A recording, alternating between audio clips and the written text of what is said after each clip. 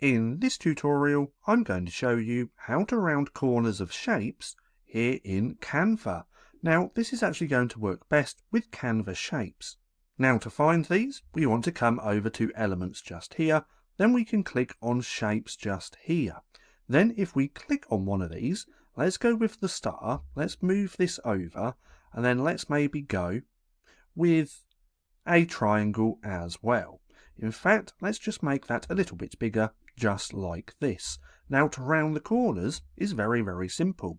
We click onto the shape, then we can come up to the toolbar where we see this just here and where it says corner rounding. If we click on there, we can then play around with this bar, increasing that corner rounding just like this. If we go too far, it doesn't quite look like a star, so you have to find that happy medium.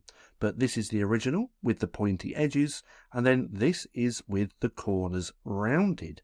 And in fact, let's go ahead and do it on the triangle as well. We click onto the shape, click onto corner rounding, then we can increase the bar just like that. But nonetheless, this is just how simple it is to round corners of shapes here in Canva.